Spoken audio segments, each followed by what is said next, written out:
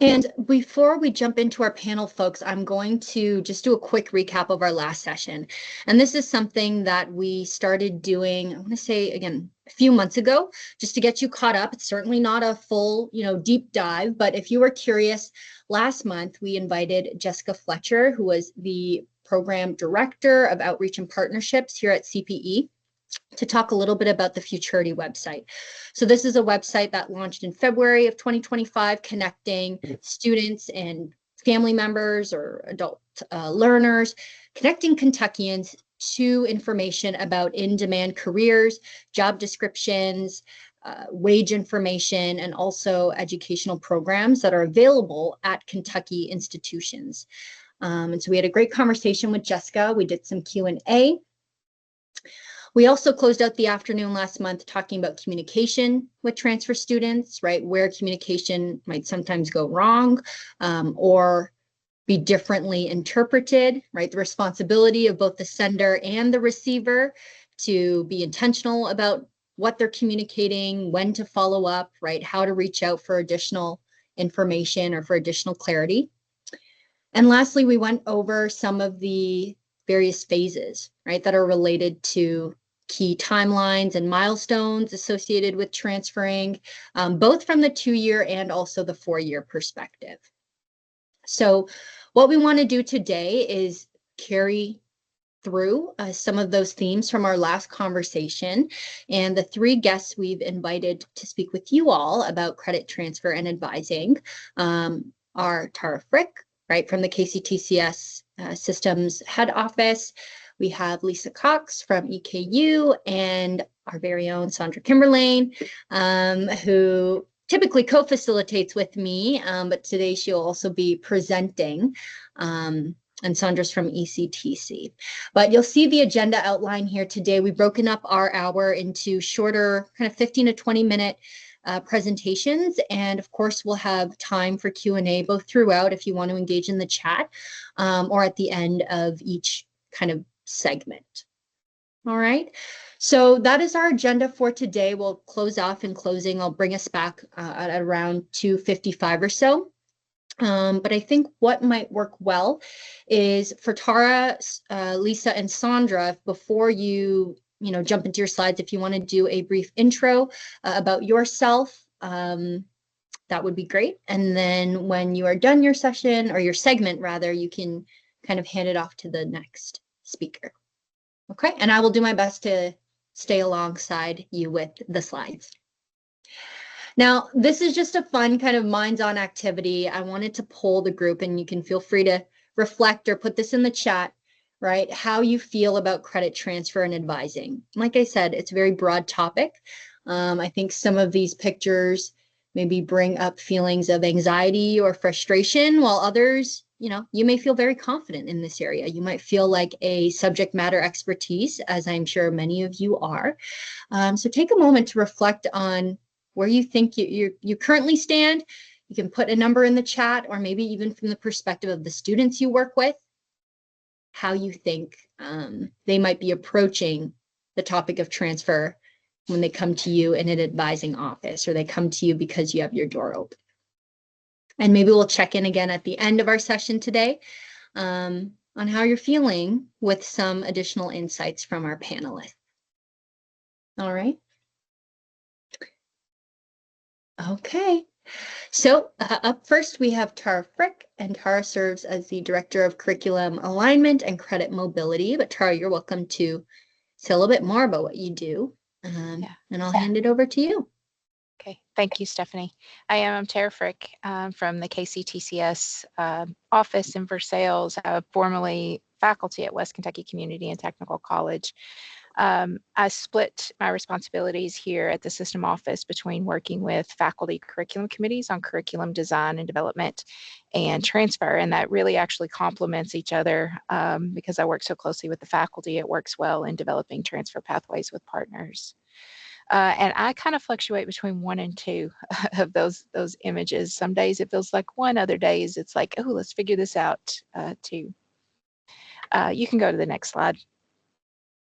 So when I looked at the makeup of the group, I saw a lot of KCTCS people. So this is going to be like nothing new to you. You know this, so feel free to chime in if I say if I'm incomplete in anything that I say, for sure. So I started with the mission to emphasize that a third of our mission as a whole system is a focus on transfer education. So it's an important part of the work that we do on a day-to-day basis. You can go to the next slide. What's interesting about KCTCS is that we are 16 individually accredited colleges that form a system. At the system aspect of it allows us to have a stronger voice in the state. When we bring all of our college voices together, we can have a more powerful impact on state level needs. But it is important to recognize that each college is individually accredited, so they have to focus on, of course, the impacts on their colleges. Then to help advance transfer as a system, we have a transfer peer team, and that's one representative from each of the 16 colleges who works in transfer. Their roles kind of vary on campus. Some are full-time transfer, some are not full-time transfer focused, but they come together and their purpose is to inform leadership about transfer needs. They make recommendations and they provide peer-to-peer support. So when a new transfer peer team member joins the group, they've established a mentoring program to help support that person, particularly if they're new to transfer at their college. It's nice to have a support network across the system. We also, as a system, have statewide transfer agreements that are applicable to all 16 colleges. Individual colleges may have transfer agreements, but we're moving in the direction of trying to be more aligned with each other and ensuring that transfer opportunities that are available to students at one college can be available to students across the system. You go to the next slide. This is our transfer peer team, and we do have one update since I made this slide. Owensboro has a new transfer lead, and I think I saw that she joined. So that's Brooklyn Lyle from Owensboro. The transfer peer team, as I said, is one representative. Some are faculty, some are staff, and the scope of their transfer work within their job responsibilities can vary. It's often influenced by the size of the college in many cases. You can go to the next slide. So the transfer peer team, they inform the development and maintenance of system-wide resources, including our transfer webpage, and we have an internal transfer hub. These are all resources that help inform advising for transfer students.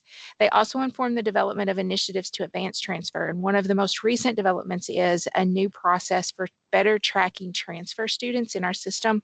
I can remember back when I was faculty at West Kentucky that was one of the challenges, that we didn't have a really good idea of who our transfer students were because we don't have majors for our AA and our AS. So students just declare they're pursuing an AA or they're pursuing an AS.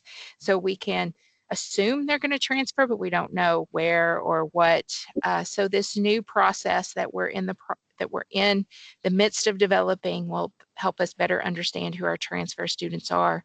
And as we build this system out, we'll have a better longitudinal understanding of transfer students. A transfer peer team also supports the publication of the KCTCS transfer newsletter. So this is an opportunity for our transfer partners to communicate directly with our students. And the peer team also reviews and provides feedback on system-wide transfer agreements and transfer pathways. So it's really important that they bring their perspective to these agreements and pathways, because they're bringing the perspective of their college to ensure that these agreements and the transfer pathways are accessible to their students. So you can go to the next. So this is just a glimpse of our transfer page. This is our web page. It is externally facing. There are more tiles as you go further down the page, but under the tile that says transfer partners and guides, that's where all of our transfer partners are listed. And then we like to link directly to their transfer page so that our advisors have direct connections to advising resources at the transfer institutions. If you go further down on that page, there's a link. If Stephanie provides this to you, you can actually click on the title here and it'll take you to the web page. There's also a listing of our transfer coordinators, our transfer peer teams listed on one of the tiles. And then there's also a Find Your Program listing. So this is where transfer pathways that we established with our partners are listed so that students and advisors can search what the opportunities are. You can go to the next slide. And this is a glimpse of our newsletter. These are just 3 stories that were in our last newsletter last spring. This is an opportunity that I mentioned earlier for our transfer partners to communicate directly with our students. It's published twice a semester, goes directly to students' inboxes, currently enrolled students. These can be stories about transfer events coming up, can be student spotlights. Those are always good ones to let students know, hey, someone from one of the KCTCS colleges did transfer to this institution successfully. So it's good, a good communication tool. It is an internal platform, so partners have to let us know who's going to be submitting the stories so that we can give you access to that. But the stories are public facing, so those are emailed out and you have access to those. Next slide. Transfer pathways and agreements. Linked on this page is our policy and procedure for transfer agreements.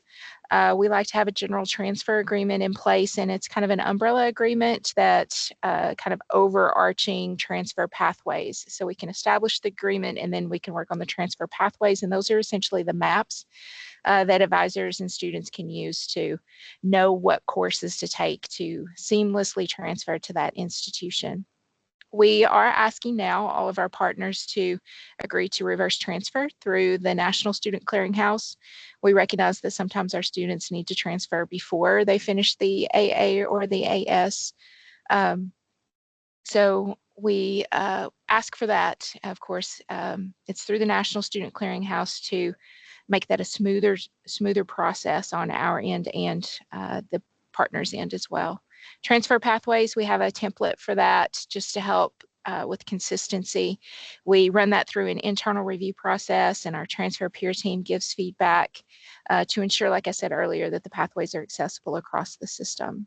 We do share with our transfer partners every summer any curriculum changes that we've had so that our partners can stay up to date on our curriculum. Next. This is just a glimpse of the transfer pathway template that we use. It's structured to follow our degree structure so that we can make sure that students are meeting all of our degree requirements and that the transfer institution is articulating what exactly students need within the parameters of our degree structure.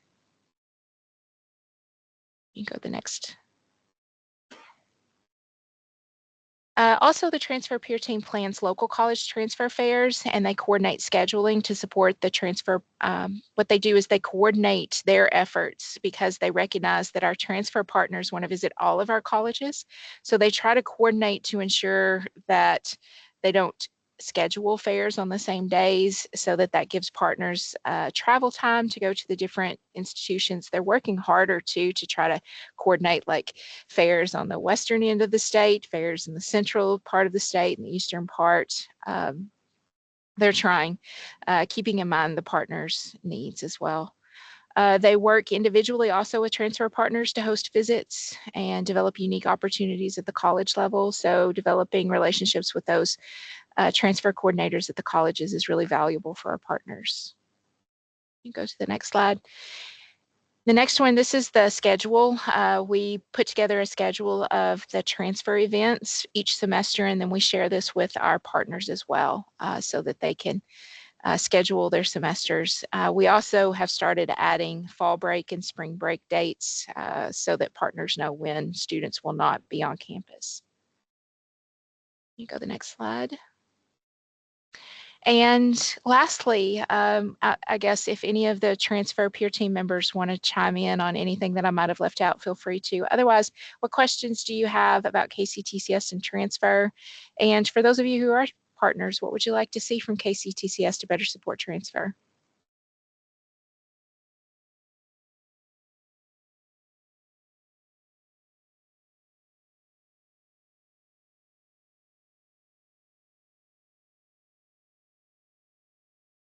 Thanks, Jen.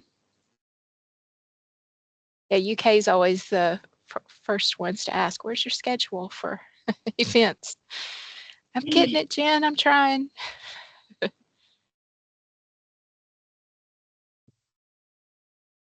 No questions for us?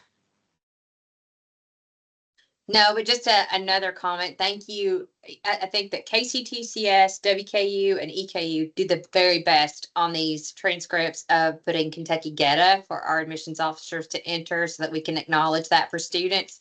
It's just a benefit. And so heads and tails, and I shared that with our leadership. That's so helpful to us when we're identifying and running these reports and looking at the credit transferability and how we can fulfill and maximize their progress and degree completion and better build out their plan even prospectively. So props to you all and to EKU and to WKU for being so consistent with that information and sharing that out on the official transcript. So super helpful to the undergraduate admissions team and to my transfer team and equivalency officers.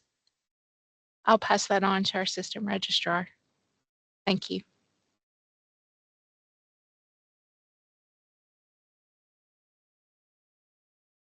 Okay, well, I'm going to pass it on to Lisa Cox at EKU. Hey, Lisa. Hi, everyone. So Lisa Cox, I've been working in the realm of transfer for probably 15 years, more started out in transfer recruitment, but for the last few years, I've been working more behind the scenes. So my office is the articulation and transfer system. So we record the transcripts, articulate the credits, work with our joint admission kernel connection program, facilitate reverse transfer, and kind of oversee the transfer pathways. So all those important systems that are really needed for students to successfully transfer, just not the front-facing part. Next slide. So what I wanted to talk to today was a little bit just about some of the transfer best practices and how some of our legislation that we've had have helped to support that. When I was doing a little research, I came across the Education Commission of the states, and you'll see the link down there. And it gave a really nice comparison between the 50 states and how they're doing in different areas of these best practices. The first one that they mentioned was common course numbering. And I know back in 2012, we did move in the direction of getting common course numbering for KCTCS. So that was very helpful, but we haven't made any other movement in that area at this point. Transferable core of those lower division courses. So we do have it in place so that if it's a lower division course offered at the community college, we will transfer it as academic credit at our four-year public institutions. And we really strive to, establish those direct equivalencies for those courses as well.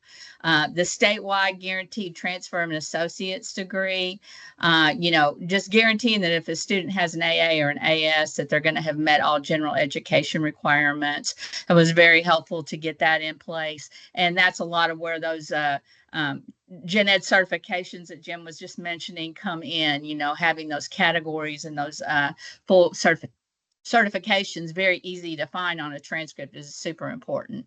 And then Tara had already had mentioned the statewide reverse transfer. I know it's on your all's wish list, and I think it's a really excellent opportunity because, as she said, there are some degree programs that it might not be in the best benefit for a student to remain, or they have another personal reason where they need to go ahead and transfer. So having that flexibility for them to be able to still receive that degree is a very good thing. Next slide. So the general education transfer policy, this was what was enacted back in 2012. And, the purpose of the policy was really to make sure that we had this common emphasis on general education across the state so that things were, students were able to move very seamlessly with their general education. And also that encouragement of the completion of the AA and AS degrees. really promotes that transferability of general education credits between institutions. And, now we're seeing the large number of high school students with dual credits who are taking those general education type courses. I think it's even more important for us to be able to have students that can attend a variety of different institutions and still pull their general educations all together at the place where they land. And then, of course, improving cooperation and academic advising for transfer students is something that's really at the forefront. So when the statewide transfer agreement was enacted, sometimes people will also refer to it as the General Education Transfer Agreement, or GETA. So you may hear people reference it that way. That's going to align that lower division work with related bachelor's programs. It's also, we're specifying that there's specific general education and program specific learning outcomes that need to be met. And so that's why KCTCS does a great job with letting us know when they've made some changes to their learning outcomes of their courses or the way the course is constructed, so that we can make sure that we're all on the same page. And then also requires acceptance of that qualifying coursework for transfer credit. And that's whether it's taken individually or in a block. And I've got some examples I'll show you here in just a moment. Once they have met all those general education requirements, then they're going to be guaranteed to be considered that way complete at the transfer institution. Next slide. So out of the core principles is just that we're looking at, kind of these competencies and outcomes, not always just course by course. So you could have just because you took a particular arts and humanities course, if we don't teach it, at the receiving school, we can still recognize that that's a competency in that art or humanities area and apply it as general education. But, at the core of it, too, is just that there is, institutional integrity and that there's going to be uniqueness among institutions. We want to make sure that those AA and AS completers have a junior standing upon transfer and that their general education requirements have been met. And just keeping in mind that does require, that applies to institution-wide general education. So there are majors who have specific general education courses. Mostly we see that with like math and science, that they have a particular one they want to make sure that the student has. And this also, the transfer agreement also includes advising support and an opportunity for student appeals as well. So next slide. Okay, so here is a snapshot from this GETA policy and the various general education tags that can be associated with a general education. So you'll see there's some variability among the number of hours that are required. So within communications, that's oral and written. So those courses can be individually tagged with the WC or the OC, but you need 6 to 9 hours of that. QR, that's that good quantitative reasoning. We've got our A and H is arts and humanities. At KCTCS, they reference heritage and humanities, but that's the area that we're talking about. The natural science, you have the NS tag, and that is for a science course that is a lecture. And then the SL includes the lab science component of it. And you're required to have at least one course that has that hands-on lab science requirement as part of general education. And then there's 6 to 9 hours of social and behavioral sciences. So when this policy was enacted, they started with so you've got the individual course tags, but then you also have category certification. So if a student meets the institution's requirement for their category of natural sciences, then they'll get marked as natural science certified upon transfer.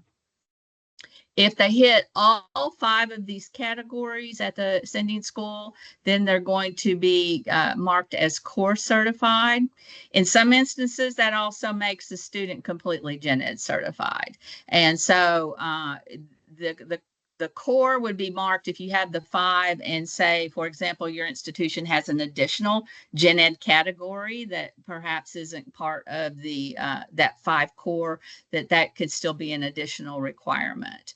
But finally, in the end, if you have met all of the gen eds, then you have full gen ed certification. So we see a lot of our students from KCTCS come to us with that full gen ed certification, even if they haven't achieved that associate's degree. And that really sets them up for success if we're able to note that at the point of transfer.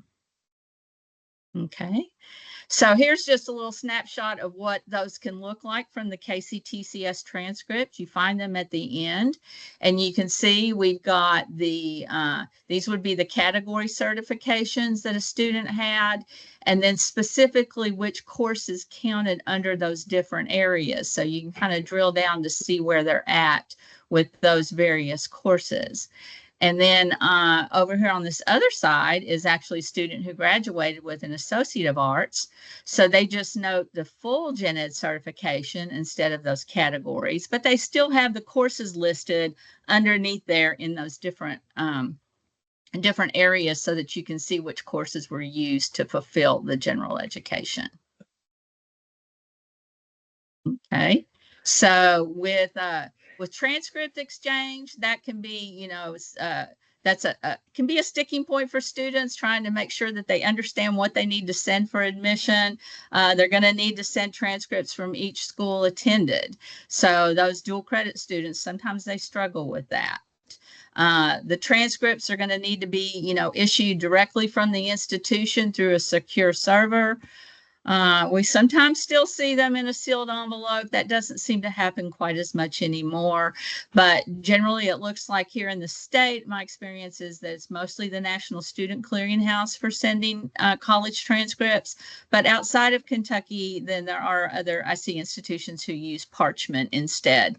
I know Parchment's used for high school here, but there is college transcripts sent through Parchment as well. One of the things that I was talking to Stephanie about recently was how the timing of the impact, the timing of your request for your transcript can sometimes impact whether or not you're actually going to see the gen ed certifications or the associates awarded on the transcript. So if a student did not indicate that they needed to wait until the degree was awarded to send their transcript, then KCTCS might go ahead and issue it once the grades have rolled. And so we wouldn't necessarily know that they had an associate's degree unless we get another transcript or find out another way. But doesn't seem to be a major issue, but that is why sometimes you might not see something that you expected to see on there. And then, of course, we've got another thing that we receive quite regularly is the joint services transcripts, which are validated by ACE and can be issued through Credly, ordered through the ACE military guide. That there's actually ways for institutions to access those and download those on behalf of their students. So that's a really nice feature that ACE has for us. Next slide. Recording transcripts. Okay, so where generally only credits that are earned at the sending institution will be recorded. Some schools will record credit for prior learning awarded from a transcript. I know that's one of the areas on the most recent KCTCS transfer agreement that ask for us to record those that credit for prior learning, for example, like AP scores, departmental exams, credit by portfolio. So, you know, if we move in a direction of doing that, we're really helping students to recognize that already credit that they've already earned, and also not have to seek an alternate way to get that credit as part of their record. And degrees earned and gen ed certifications, when we record them at EKU, we're recording them at the time that we record the credits, and I would say that would be most places how they handle that. the JST transcripts in general could be their own presentation topic. It's an area that I feel like our institution could still continue to improve upon. It's a very there are so many different military occupations and trainings that exist, and they exist across different time frames. So what credit might be earned for something that you did in 1995 might not be the same if you did the same military occupation in 2005. So keeping up with all of those things is very complex, and I would be happy to have a side conversation with anybody that would like to talk about JSTs more. Next, okay. Articulating credits. So until I started working in higher ed, I really had no idea what that could even possibly mean, but that's just the process by which equivalencies are awarded or the credit is translated to something that will apply at the institution. I think many of the schools use tests to facilitate this evaluation, but we've got a lot of folks from different institutions on this. So if you use something different than tests to facilitate your evaluation, it'd be awesome if you would drop that in the chat so that we could just kind of get an idea of maybe what other platforms people are working with. I think a lot of the state institutions came on board using tests because it was kind of facilitated through the CPE for a number of years, and we got used to how it functions and how it works, and so a lot of us are still maintaining that.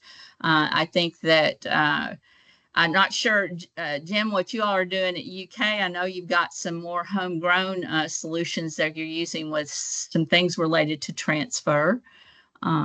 So is there anything out of that you might want to share while we're on this topic? Well, I mean, we primarily use tests. We recommend that the transfer credit tool, which was it was unique in that I brought it with me when I was from Central Michigan, because Central Michigan is an SAP school.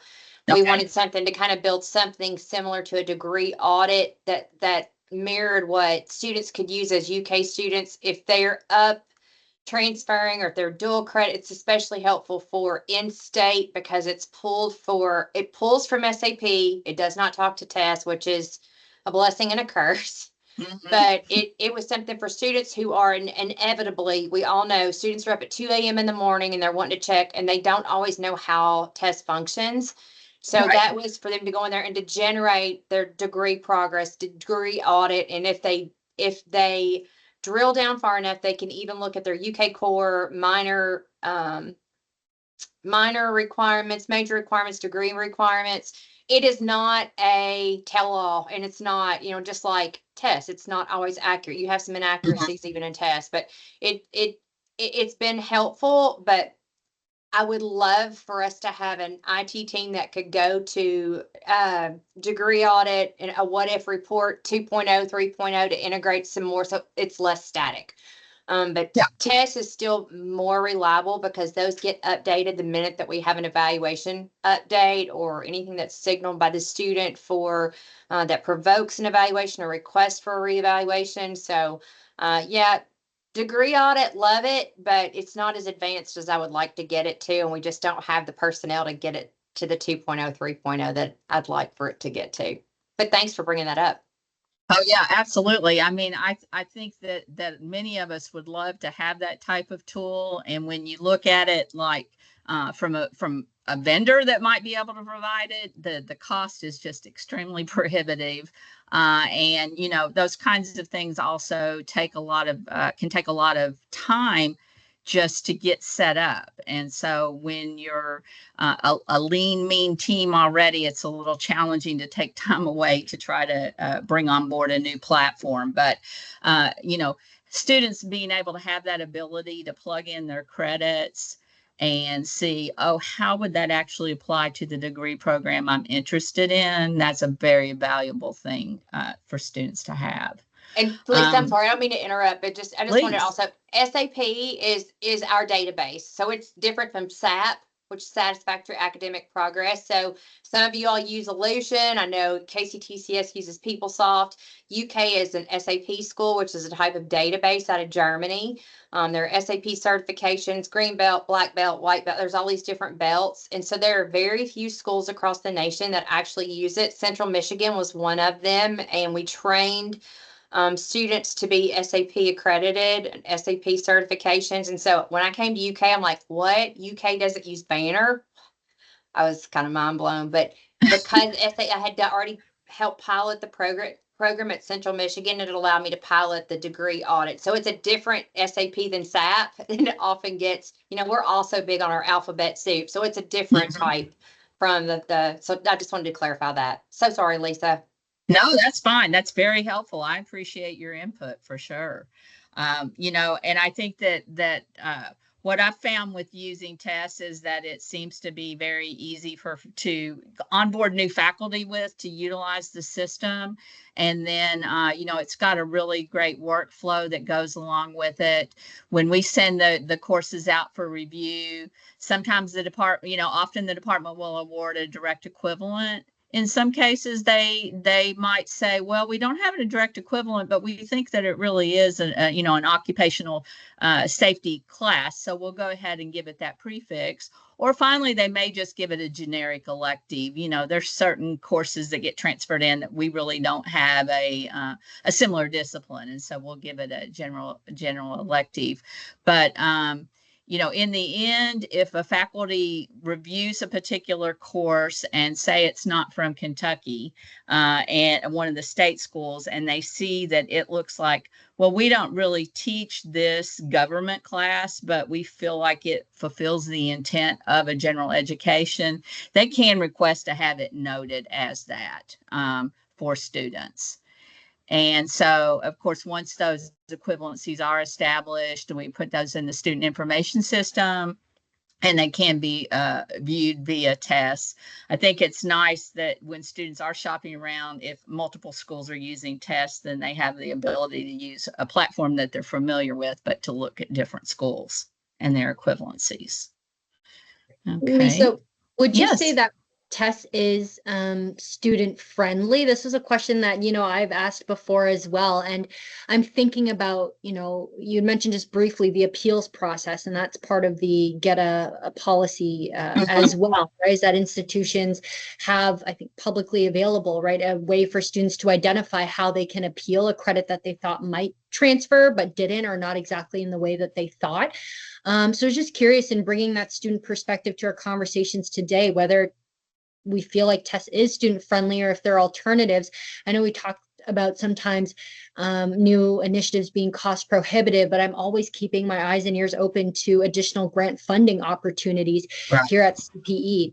And while we're not focused specifically on the topic of admission redesign right now, that is another area that I was recently asked to take some leadership in and help to coordinate. And there are grants sometimes for up to $500,000, right? Or other states being awarded $750K for redesigning the admission process, which largely also involves things like financial aid and transfer and credit equivalencies.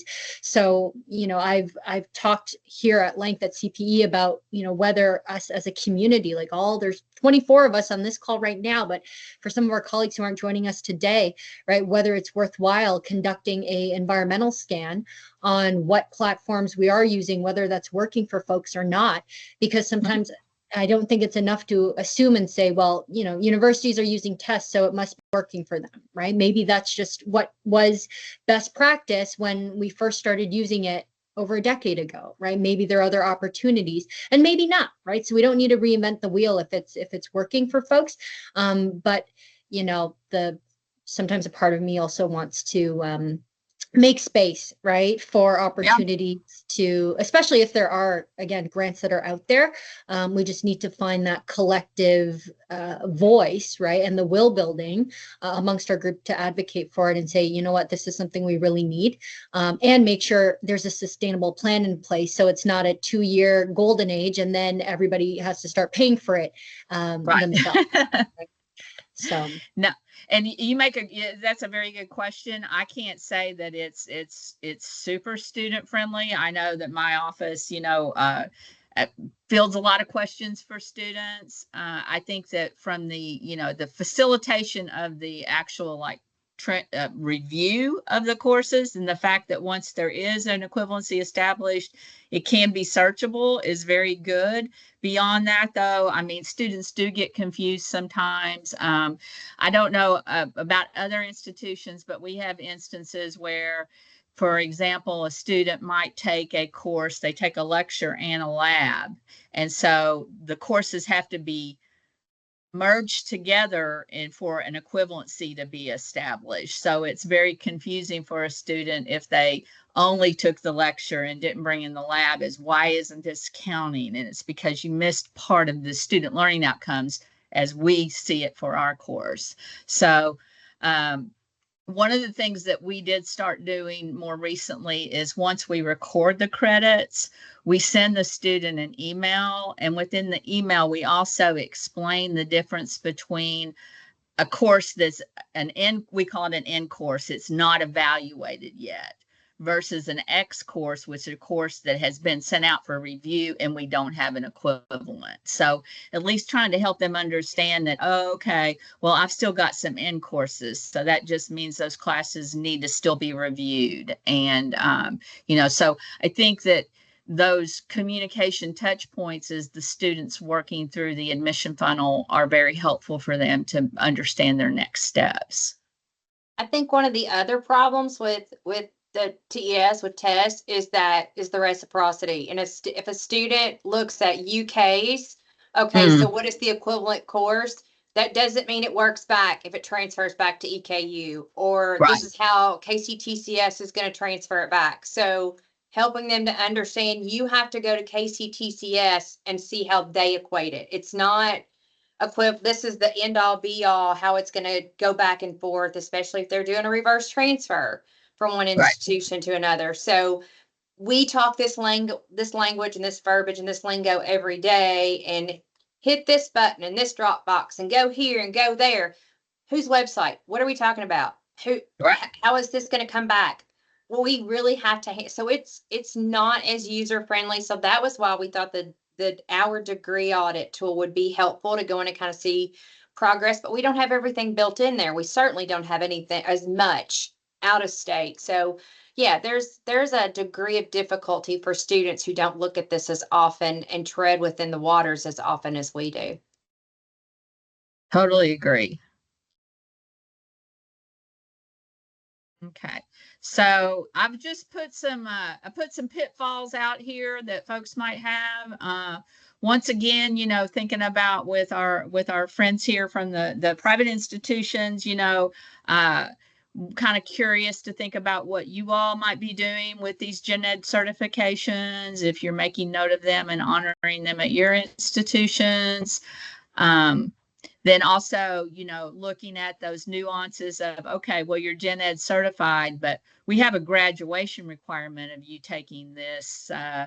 Okay, for example, like at KCTCS, the computer literacy is a graduation requirement. So it's not a Gen Ed, but it is a course that the student needs to take. And at EKU, we've had different iterations of those graduation requirements. So sometimes those can be kind of hook up on a student. And I think we've probably all had the conversation of, oops, I took the wrong Gen Eds. I took this level of chemistry when I really needed to take a higher level of chemistry or math or something like that. Another big pitfall that we see is when students are doing a lot of dual credit, they may be finding an AP and CLEP, they may be coming in with excess Gen Ed credits. In most instances, students only need one history class, and sometimes we'll see them coming in with 2 or 3 from different sources. Another opportunity that I think we have is considering students that are outside of the state schools that have an AA or an AS. Then are you all also honoring that as a Gen Ed, as being Gen Ed certified? And so I'm sure that there's some institutions that do that across the board, and some that might not. And then The other part is looking at like when students have academic bankruptcy from KCTCS, and sometimes that will include classes that actually the student successfully passed. So there could be opportunities for adjusting your policies and practices to help those students regain those credits in a manner that they can use them towards their 4-year degree. And so that's really all I had at this point. I'm really excited to go back and look through the chat and see what all else has been going on as well. But at this time, I'm going to turn it over to my friend Sandra. Hello, everyone. I'm not going to go over my full introduction because you've probably heard it before. So we'll just, and in the interest of time, that's who I am. And we'll just skip on to the next slide. One thing to note for where my hat is coming from right now, our institution is looking at an Aspen 3.0 institution for community colleges. That means we have to look at everything with the career goal in mind. So it's very much kind of a backwards process. What's your end career goal? Okay, let's look at the bachelor's degree you need for that. Okay, let's look at the 2-year, quote unquote 2-year degree you need for that, or education you need for that, and then work our way back up. So that's just an AI graphic right there. It's all good. It's a little mistakes here and there, but that's okay. We can move on. It's complicated. That's the bottom line. It's complicated for students and it's complicated for advisors. And when I was trying to figure out how to do this presentation with the variety of folks we have in the room, I was trying to be mindful of that. So I quite frankly used AI to help me get out of the weeds. So here are some things that I think apply across the board, whether you're 2-year, 4-year, private, public, doesn't matter. Out of state, even if sometimes we have some out of state folks attend these as well. So first and foremost is build those strong relationships with students at every opportunity that you can. By doing things like showing and knowing. First of all, you have to know them, but then show them and inform and refer campus resources, have that open and active communication. I think I have started doing this just recently. Really making sure that when I know a student has gotten an associate's degree, completed their associate's degree, making sure I say something about that, because for a lot of our students, that's a really big deal. So even if it's communications that you're sending to 2-year students that, these folks have graduated, maybe give them the props that say, hey, we recognize that you graduated, or got your associates, however you want to frame it. But I think that goes a long way to building that relationship with a student. Proactive, early and regular communications, that career goal setting with that end in mind that I mentioned already. Transfer students in general, and I have worked at an R1 before, so I'm not just community college with my hat, but in general, transfer students don't want to be seen as transfer students. They want to be a person, not a number. They want to be connected with people, not generic. Just go here, and it's a generic place where they're going to have to try to figure out who they need to ask their question to. So if it is a one-stop shop, that's fantastic, but let them know what they can find there and how they get the information. Sometimes websites are locked down to where even advisors can't get the information they need to help students.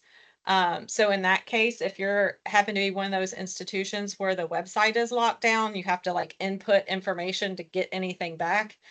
Sharing that kind of information, just general transfer advising information with the KCTCS colleges would be very helpful, so that our students can get what they need before they get to you.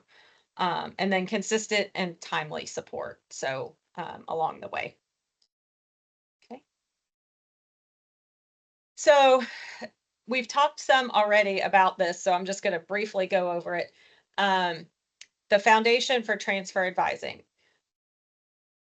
To me, you have to be an okay advisor anyway to then be able to talk about transfer advising, right? Because you have to know how to be an advisor, but then you have to know transfer from policy. So where students are coming from, do you understand kind of an idea of their policies and procedures and why does their transcript look this way? And, is there a particular, do we already have articulation? There's a little bit of understanding of the transfer from policies. You have to know how to figure out or who to contact, know the right key terms, the knowledge, all this stuff, all these jargon words, all the alphabet soup we're throwing around. If you don't have a whole lot of that information, it gets really hard. GETA is part of it in the state of Kentucky, that general education transfer agreement that we've talked about. Then the transfer to policies. You got to know those as well so that you can better help your students. Go ahead. Trying to run through this because we're about out of time. So I'm going to, instead of doing the activity we were going to do, I want you to think about things that you think could fall in a time or money bucket for students who are looking to transfer. I'm going to come back to, you can throw them in the chat if you think like, or sometimes it's both. But generally I've found over my 20 plus years of working with students, most things that concern them eventually, if you drill down, fall into a time bucket or a money bucket. Some other things so if you want to throw anything you think of in the chat while I'm going through this, we want to promote early and continuous planning. That's some of the stuff we're talking about today, right? Figuring out those pathways. One of the things KCTCS is doing is trying to get to where our transfer students are currently, right? So that we can start that early pathway or as soon as we know it. Monitoring academic progress. Are they ready for transfer? Do they know the lingo? Do they know what they need to do, like transcripts, college visits, meeting with colleges, transfer affairs, checking their emails, scholarships, making sure they're right? Like there's a whole list of things that if they're going from one place to another, they have to think about. So haven't had anybody throw anything in chat, I don't think, but so to get you thinking, some things that fall in time, don't have time to search for resources. Generally, the least amount of time to degree is what they want, especially if an adult student. Is there an efficient way to apply? Do I have to weed through a whole bunch of freshman information to find out what I need to do as a transfer student? Flexible course offerings, not just online or in person, but do you have multiple sessions that are available for me to start and at different times? Some things that fall into a money bucket. How will I afford a 4-year school? Scared about loans? What about PTK and scholarships? If I'm working, how do I replace my work paycheck if I'm going to start an in-person day program, right? If assuming that the person works a day, how am I going to replace my paycheck to pay for all the things I have to do, right? Sometimes both are things like mental health, student health care, college life, like what is it like on your campus, affordable childcare. So there's a lot of things that can fall in those buckets. And I'm going to try to wrap up here in like a minute. So go ahead, Stephanie. So there are a lot of tools that are available to us. Futurity is a new one by CPE. We went over that a little bit already. NACADA is a big one. They have a big conference coming up. So if anybody's going, I know that Lisa and I and Stephanie are going. We'd love to see you there. There are different types of academic advising. So you might want to figure out if your school ascribes to one, or everybody's allowed to kind of figure out their own way of advising. And then you have to kind of lay transfer on top of that. Okay, go ahead. Some other transfer and advising tools that if you've been around a long time, you might know about them, but if you're new to this space, they may be new to you. The Occupational Outlook Handbook, I actually have an undecided student worksheet for that one. If anybody wants it, I can share it later. ONET has great military conversions. So MOS to civilian life, what does that look like? Kentucky Academic Program Inventory is run by CPE, and you can search for all the available academic programs that CPE has approved to be taught in the state. And I know there are other tools as well. If you want to throw any tools in that you use on a daily basis when advising transfer students, please throw those in the chat. And I will share the worksheet for the Occupational Outlook Handbook as soon as we are done, and I'll throw it on the chat because it'll be then with the meeting chat. And I think that's pretty much it. Did I get through? Just know your campus resources. Everybody's got different lingo. Is your stuff under transfer? Is it under adult? Is it under, are your pathways under KCTCS? Are they under community colleges? Like, what, help students know how to find what they need. Who are the main contacts? What is your institution's transfer process? Has anybody looked at that transfer process? Is it easy? Does it take too long? Is it too many hoops, etc.? And then how do they find that information? Thanks, Sandra. I want to just say too, I know we're wrapping up in a few minutes, folks, but I think a lot of these questions also resonate for ourselves as practitioners. And I know I spoke to this before when I first joined the team at CPE, was identifying who were the folks who could help to onboard me, right? And I know I don't want to put Channing on the spot, but Channing is newer to a role at EKU, and some folks move around. We have a whole wide range of folks on the COP call, right? Some who've been in this practice for maybe decades, other folks who are newer to this space. So, we always say in order to stay sane in this work with transfer being so complex, right? You don't want to go it alone. And that's why the COP is a space for us to come together and to identify some of these resources that are helpful for our students, but also for us. I know I've had conversations with some colleagues who've gone through organizational restructuring, right? Changes in staffing models. And sometimes folks will say, we know what we need to do, but we're not able to get there because our advisor to transfer student ratio, right, is much higher or lower than some of our colleagues in other places in the state. So, I'm sure those conversations are being had often on campuses, and those are things that I'm also, wondering about bringing into this space. Or is there, is there an appetite to have those conversations, or a reason to advocate again further for whatever that may be, right? And that's also in relation to some of the admission redesign work that I spoke about briefly a few slides ago. Right. There are Band-Aid solutions, shorter term solutions, and then there's really peeling back the layers of the onion and redesigning the system so it's more sustainable and so that we can all stay sane in this very nuanced and complicated work.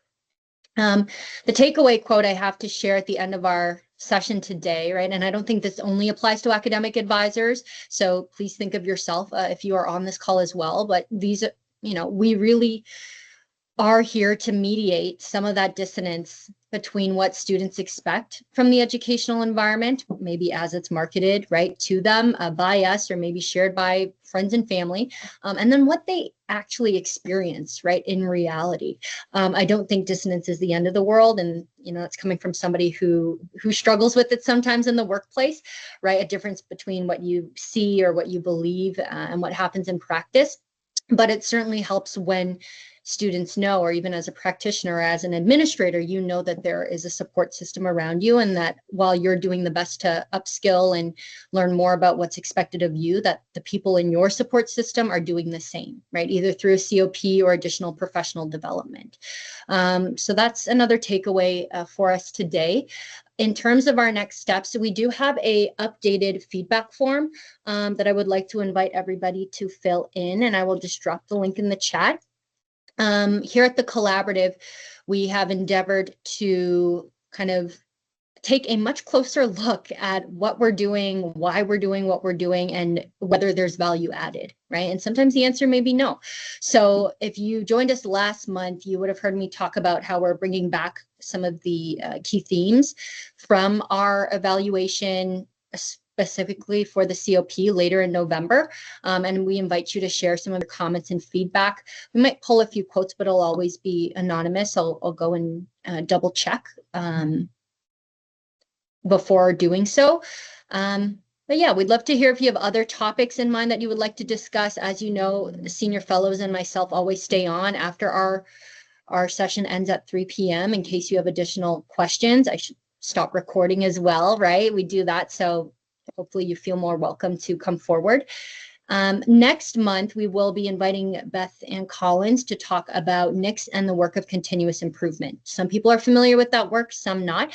And even if you are familiar, feel free to drop us a line and let us know what you would like to hear about as it relates to continuous improvement, right? Reviewing, renewing processes and policies, streamlining our work, right? To make it easier and to make it more coherent. And we are going to be tackling that topic both in September and October. So September is going to be more theory. October is going to be more practice. We hope to reach out to some of you to workshop some complicated policies and procedures. And yeah, that's what you can expect over the next couple of months. Okay, so I wanted to thank again our three lovely presenters, Tara, Lisa, and Sandra. If you do have a moment, please fill out the feedback form. And again, if you'd like to chat, we'll hang on for a few minutes. Nice seeing you all this month. Bye, everyone. Bye. Thank you.